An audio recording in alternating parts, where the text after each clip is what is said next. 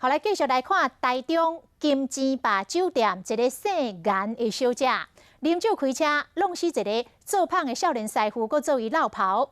民事一审判伊爱赔1068万，结果伊搁来上诉，讲伊无钱通赔。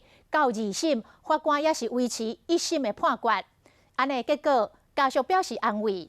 家属讲，虽然无法度原谅这个小姐的行为，但是伊嘛无爱搁上诉咯。因选择疗伤，放下情绪，嘛希望这个小姐会当重新做人，弥补家己的错误。2017年11月，金钱坝小姐颜姓女子啉酒开车，弄死男性和陪侍。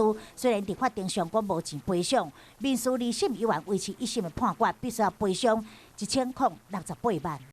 我觉得蛮欣慰的啦，我们的预设就是0，对，所以其实就不抱任何期望。颜姓女子几次开庭拢无出现，嘛提不出具体赔偿方法。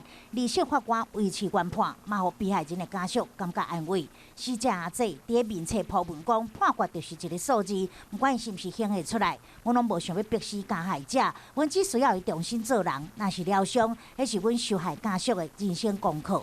希望一切可以从这边开始，我们可以重新好好对话跟沟通，因为接下来就是我们两家之间的事情。能偿还到何时，我认为其实那个都不是重点，重点是他有没有那样子的诚意。颜姓女子刑事部分判刑是9冬6个月，已经法家执行。虽然家属无法度原谅伊的行为，但是因无想要上诉，选择疗伤，放下情绪，继续追求家己的人生。